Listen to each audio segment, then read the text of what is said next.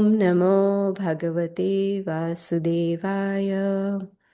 Om Namo Bhagavate Vasudevaya.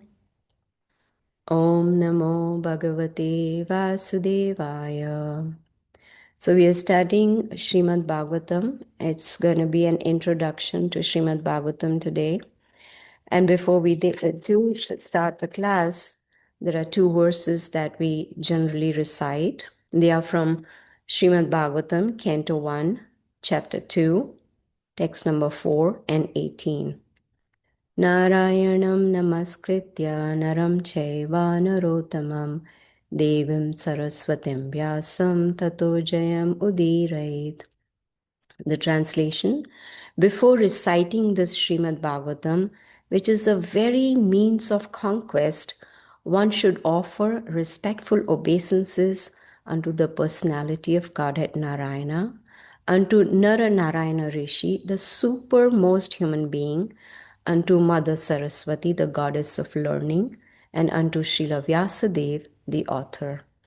Nashtaprayeshu abhadreshu nityam bhagavata sevaya bhagavati uttama shloke bhaktir bhavati naishtiki. Translation: by regular attendance in classes on the Bhagavatam and by rendering of service to the pure devotee, all that is troublesome to the heart is almost completely destroyed, and loving service unto the personality of Godhead, who is praised with transcendental songs, is established as an irrevocable fact.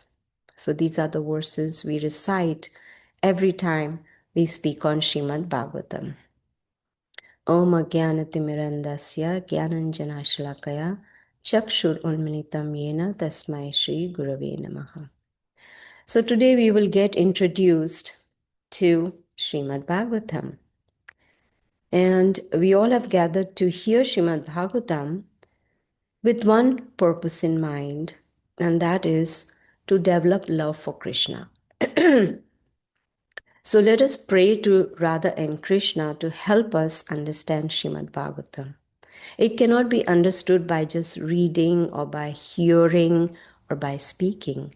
We need the mercy of Radha and Krishna. Now, Srila Prabhupada has explained to us that there are three ways to receive knowledge. One is Pratyaksha Praman, which is sensory experience. Whatever we see, we hear, we believe in that. Another is Anuman Praman, which is we come to a conclusion based on prior knowledge.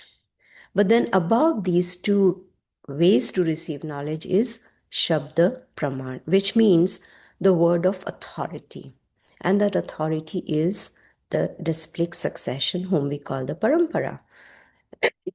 Excuse me. So we will see that in Srimad Bhagavatam, there's going to be two conversations going on side by side. One will be between Shukadev Goswami and Parikshit Maharaj, who is grandson of Arjuna, and Sudha Goswami and the sages who have gathered at Naimisharanya. So before we start hearing Srimad Bhagavatam, it's important to understand what is the process to hear Srimad Bhagavatam. Now, there are different categories of people who hear Bhagavatam with a different goal in mind. One could be hearing Srimad Bhagavatam like a lion, which means hearing with a critical mind. Let me see, why this, why that, criticizing. But that's not the right mood in which we should hear Srimad Bhagavatam. Another is like a pigeon, which means someone who is too attached to material life and is just want to enjoy this material world. Another way is like a parrot. The parrot has the ability to narrate whatever it has heard. So here Shukadev Goswami, Shuka means a parrot. So Shukadev Goswami, who's a sweet parrot, is relating Srimad Bhagavatam to Parikshit Maharaj. Now, another way to hear is like an eagle, eagle is right on top and can look at the bottom, down there, and can survey everything that's happening. So, which means a high level of intelligence, like an eagle, like, Garuda, who is the carrier of Lord Vishnu. So, such a listener can extract the essence and full deep meaning. So, we have to have a special mood to hear Srimad Bhagavatam. In the very beginning, when we start Canto 1 next week, we will see that there is a qualification required to hear Srimad Bhagavatam. And the qualification is one has to be very eager and sincere to hear Bhagavatam, which means with an attentive mind. Because Bhagavatam is not just stories. One should not get entangled in who said what to him and who did what to whom. Main thing is to understand what do we learn from these pastimes that are mentioned in the Srimad Bhagavatam. Now, Srila Vyasadeva, who is the author of Srimad Bhagavatam, is actually an incarnation of Krishna. And he had, first of all, composed one Veda. And then he divided it into four parts: Rig Veda, Yajur Veda, Samaveda, and Atharva Veda. So, because the Vedas are so vast, it is practically impossible for anyone to read all the four Vedas in one lifetime. So, to make it very easy for us, he summarized all the four Vedas and gave us Srimad Bhagavatam. Excuse me, I'm not feeling well, so I might cough in between. Excuse me for that. So, Srimad Bhagavatam is considered an Amala Puran, which means a spotless Puran. It is, you can say, it's a book form of Lord Krishna. And it is also considered the postgraduate study. Why? Because it's talking about science of Krishna and compiled by Krishna himself in incarnation as Vyasadeva. So it is said Srimad Bhagavatam is Akhila Shruti Saram. It's the essence of all the Shastras. And it is so vast that it takes years and years to read all of it. There are 12 cantos, 335 chapters, and 18,000 verses. Imagine. If you read one verse a day, it would take 18,000 days to finish.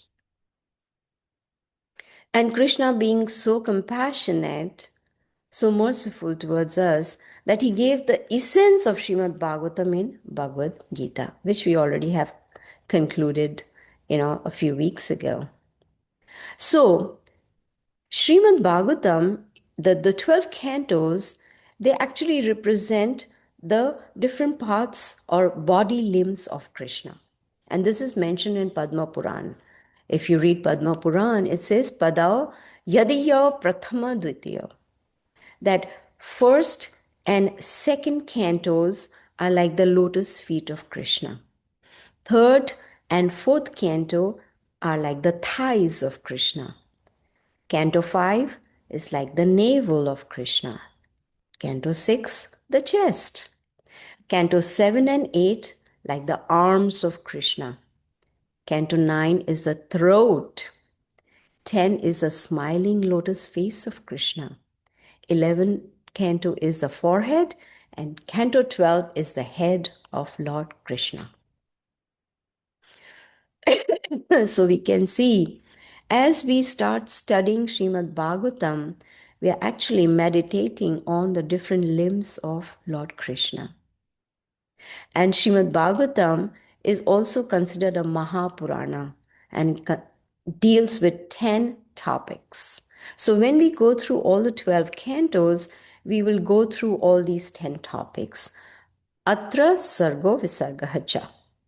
This is what it says in the Bhagavatam. Sarga means, first it's going to talk about the universal creation by the Supreme Lord. Many times people have their own ideas about creation, like the Big Bang Theory, or, like the scientists come up with their own research that this is how the creation took place. The Srimad Bhagavatam, which is thousands and thousands and thousands of years old, already gave us knowledge about the universal creation.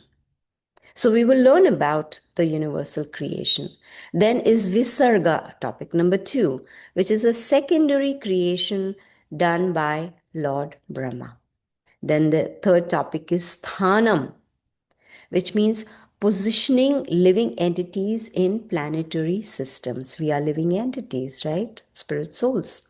Then is fourth is Poshanam, which means protection of devotees by the Supreme Lord. This also we will learn in Srimad Bhagavatam. Then Uti, topic 5 is Uti, which means inclination to act. Then Manvantara, the reign of the different Manus, you know, the, the origin of mankind. So we will learn about different Manus. Then Ishanukatha, topics of Supreme Lord, his incarnations, his devotees. Next topic will be Nirodha, which means annihilation. So Bhagavatam even gives us knowledge about how the annihilation is going to take place. Then Mukti, which is liberation. And then Ashraya. Ashraya means taking supreme shelter of Lord Krishna. That is Ashraya. So the goal of the first 9 topics is to understand the last topic, which is Ashraya. In other words, when we start understanding Srimad Bhagavatam, the goal in mind is that by the time we finish, or even before we finish Srimad Bhagavatam, we would have developed that desire and the qualification to take shelter of the Supreme Lord. So, for that, it's important, Srila Prabhupada says, we should study Srimad Bhagavatam very systematically. Not that today, let me take Bhagavatam and just close my eyes and open the page and whatever comes up, I read. No. Or let me just, pick up any canto and start reading. No. It has to be a very systematic study. Just like our children, when they go to school, they don't just say, oh, today I'll go to the 5th grade, or tomorrow I'll go to the 7th grade. No. They have to go through all the grades in a systematic way. So, systematic study of Bhagavatam is very essential. So here we see conversations we will see between Parikshit Maharaj and Shukadev Goswami, Sutta Goswami, and the sages. So who is Shukadev Goswami? Who's going to narrate the whole Bhagavatam? Shukadev Goswami actually is a parrot, Shuka, which is the parrot of Srimati Radha Rani. And this parrot of Srimati Radha Rani Shuka was once on top of on a branch of a tree under which Lord Shiva was reciting Srimad Bhagavatam to his wife. And it so happened that, this Shuka parrot was hearing the Bhagavatam from Lord Shiva. And it so happened that Parvati, during the course of hearing, she fell asleep. So then Shuka thought, because Parvati kept, saying, making an acknowledging that she is hearing. But then when she fell asleep, there was no more So then Shuka thought that if there is no sound, Lord Shiva may stop speaking. And then how will I hear the whole Bhagavatam? So he started, imitating Parvati and saying, So Lord Shiva, his eyes were closed and he, recited the whole Bhagavatam. And after that, when he opened his eyes, he saw Parvati is asleep. So then he was wondering, who is it who was doing And then when he looked up, he saw there is a parrot. And Lord Shiva got upset and he started chasing the parrot. And the Shuka, he flew and flew and flew. And at that time, Srila Vyasadeva, who's an incarnation of Krishna, his wife was, yawning at that time. And Shuka entered inside her mouth and went inside her womb. And he started growing in the womb like Vyasadev's son. And, normally children, they are delivered at 9 or 10 months or whatever it may be. But for 16 years, Shuka would not come out of the womb. Because he had heard Srimad Bhagavatam from Lord Shiva, he was so purified, he already was, but he was so liberated that he realized that if he comes out of the womb, he will be in the Maya Nagari, in this material world, and he didn't want to. Then Srila Vyasadeva convinced him that he will not get affected. So after 16 years, he came out of the womb of his mother and he walked straight out of the house. He did not want to get involved in any material activities. So that is Shukadev Goswami. Now, who is Parikshit Maharaj? A very pure devotee. He is considered to be a Raja Rishi, grandson of Arjuna. A Raja Rishi means one who is a Raja, a king, and Rishi means a saintly person. That means he's a saintly king who was so good in his administration that everybody was happy in his kingdom. Why? Because he not only provided them materially, but also spiritually. So they were all very happy. So one time, Parikshit Maharaj, he went in the forest for hunting, and all of a sudden he felt very thirsty. So he noticed that there was an ashram of Shamika Rishi. So he entered the ashram and, thought he will quench his thirst over there. But Shamika Rishi was in deep meditation, a great sage, deep meditation.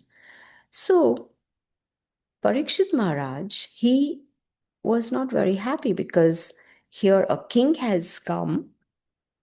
The rishi is a praja, a citizen of his kingdom, and he's not respecting the king who has come, and even wanted to drink water, but the sage was in deep meditation. So Parikshit Maharaj got angry, and there was a dead snake lying there in the ashram. He picked it up and put it around the neck of Shamika Rishi. Now, Shamika Rishi's son Shringi was just a young boy, but he was very proud of his power. And he had the ability to know what happened in the ashram. And he got very upset and he cursed Parikshit Maharaj that you will die in 7 days by a snake bird, Takshaka. Now, Parikshit Maharaj was not disturbed because he was a pure devotee. He understood that this was the arrangement of the Supreme Lord. So, what did he do? If we come to know that we are going to die in X number of days, first of all, we will cry because no one wants to die. And then we will make plan, okay, let me do this, let me prepare a will, let me do this with my funds, etc., etc., etc.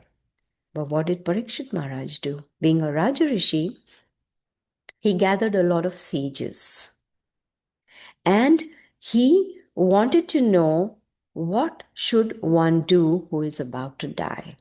And at that time, Shukadev Goswami appeared amongst those sages at that place. And Parikshit Maharaj felt so fortunate that here is Shukadev Goswami, and immediately offered obeisances and he inquired from Shukadev Goswami, what is the duty of one who is about to die? I think this should be our question too, because we don't know when will be our last moment, So we need to inquire, what is the duty of one who is about to die? And that is how Shukadev Goswami spoke the whole Srimad Bhagavatam. But that Bhagavatam that he had heard from his father Vyasadeva, because when he was in the womb of his mother, Vyasadeva recited the whole Bhagavatam to the wife, and the child inside the womb heard all of it. Just like there is a Chaturshloki Bhagavad Gita, 4 verses in chapter 10, similarly there is a Chaturshloki in Bhagavatam also. And that is considered to be the 4 seed verses of Srimad Bhagavatam. And that we will come across in Canto 2, chapter 9, verses 33 through 36. Now let us concentrate on the purpose of hearing Srimad Bhagavatam. As I mentioned, it is to develop love for Krishna if we still haven't done that. So the goal is to understand Srimad Bhagavatam so that we can understand who is Krishna. He is the Supreme Personality of Godhead, and to understand the process of Bhakti Yoga. Now to do that, since we have already concluded the whole Bhagavad Gita, we have some idea about who is Krishna. And the reason we heard the whole Bhagavad Gita is because we have Shraddha. Like Rupa Goswami says, Adau Shraddha Tata Sadhu Sangha Bhajana Kriya Anartha Nivritti. So just because we had that basic faith, we started associating with devotees, sadhu sangha.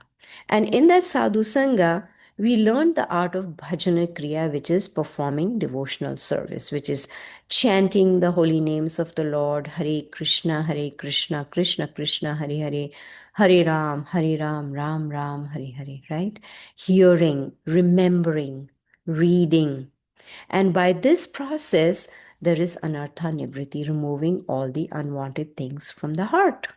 You see, our heart is, it has a lot of unwanted things like lust, anger, greed, pride, envy, so many different things that are unwanted. They may be in small degree, but they are there. And that is why we studied the Bhagavad Gita, where in chapter 17 we heard how we should start cleansing ourselves, our senses, our mind, our body by performing austerities. Austerity of body, austerity of speech, austerity of mind, right? We covered all that. Why do we need to perform that austerity? So that we can cleanse our heart. What is the austerity of body? Austerity of the body is to worship the Supreme Lord, worship the Guru, worship the elders, right? Austerity of body is to keep it clean. Austerity of body is also to make sure that we lead a simple life.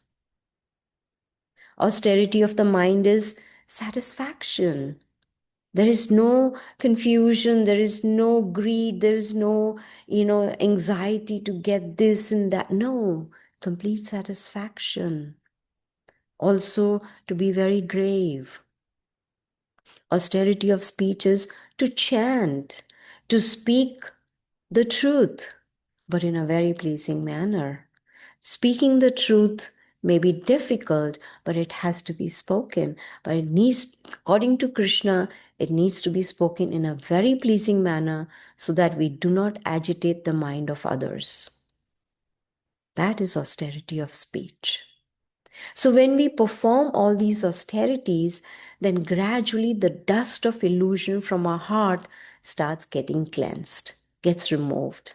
Imagine there is a mirror and it is covered up with dust. It's not possible for us to see ourselves in that mirror. So if we want to really see ourselves, then we need to remove that dust. And that is what Chaitanya Mahaprabhu has taught us. Cheto Darpanam Marjanam. That we need to cleanse the mirror of the heart. How? By chanting the holy names of the Lord. Then we will be able to see ourselves, which means we will become self-realized. Now, Srimad Bhagavatam, in the beginning, it may feel difficult to understand because there are a lot of technical details. Excuse me. There are a lot of technical details, and there's so many conversations going on, so much knowledge is there, especially about the creation, etc. So we need to have patience and have complete dependence on Krishna. Because when Krishna will see our sincere desire, our sincere endeavor to learn Srimad Bhagavatam, then he will help us from within. As in chapter 10 of the Bhagavad Gita, Krishna says, Tesham satata yuktanam bhajatam priti purvakam dadami buddhi yoga. Buddhi means intelligence. He says, those who worship me with love, with sincerity, he says, I give them the intelligence to understand me. So the first misconception people have is, I can learn it myself. When it is something to do with spiritual knowledge, it is not possible for us to learn ourselves. We need the help of Krishna. We need his mercy. And his mercy will be bestowed on us when he sees our sincere endeavor to try and understand him through Srimad Bhagavatam. So, as I always say, for us, two things go on simultaneously. There is theory and then there's practical. So just like we used to study Bhagavad Gita, the theory part, we always did the practical part, which is chanting the holy names every day. So same, we are going to continue even with Srimad Bhagavatam. We are going to learn Srimad Bhagavatam, but simultaneously, we will also chant the holy names of the Lord, which is Hare Krishna, Krishna Krishna, Hare Hare, Hare Ram, Ram Ram, Hare Hare. So when we will do that, then Krishna will be pleased with our endeavors and he will help us to understand Srimad Bhagavatam. So this is just you can see an introduction or an overview of what to expect in Srimad Bhagavatam study, the 10 topics, and also the two verses that I recited in the beginning. It would be nice if you can, you all can read it, learn it, memorize it if possible, and then chant whenever we start the Bhagavatam class in the morning. So if someone can help me post, on Zoom these two verses, it's Canto 1, Chapter 2, Text 4, and Text 18. So when you have free time, please try to learn these two verses, because these are the verses which will help us to understand Srimad Bhagavatam much better. So this is the overview, and I'm going to end now. If anyone has any questions or comments,